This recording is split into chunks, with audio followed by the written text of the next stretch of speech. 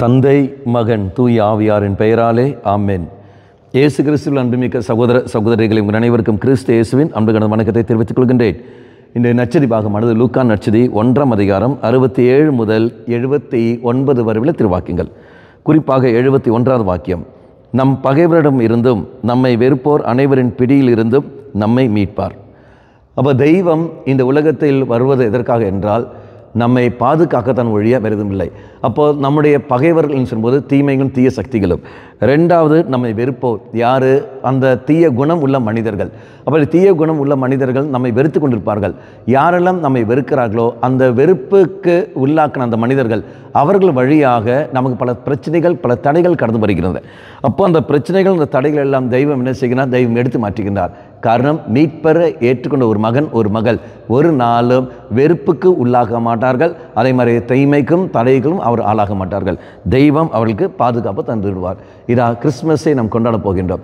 அப்போ இந்த கிறிஸ்மஸை கொண்டாடுகிற சமயத்தில் மீட்பரை நம்முடைய வாழ்க்கையில் நாம் ஏற்றுக்கொள்கிற சமயத்தில் நமக்கு தொல்லை தருகின்ற இந்த தீமைகளும் தீய சக்திகளும் நம்மை வெறுக்கின்ற இந்த தீய குணம் உள்ள படைத்த இந்த மனிதர்கள் நம்மை வெறுத்து கொண்டிருக்கின்ற சமயத்தில் அந்த வெறுப்பும் ஒரு நாளும் நம்மை பாதிக்காது. காரணம், இயேசு கிறிஸ்து நம்மில் நிறைந்திருக்கின்றார். பவுல் சொன்னது போலவே கலாத்தியருக்கு திருமுகம் 2ஆம் அதிகாரம் 20ஆம் வாக்கியம் சொல்ல முடியும், வாழ்வது நான் அல்ல, என்னுள்ளில் கிறிஸ்து வாழ்ந்து கொண்டிருக்கின்றார். இந்த ஒரு அனுபவத்துக்கு நாம் கடந்து வருவோம். கண்களை மூடிக்கொள்ளுங்கள்.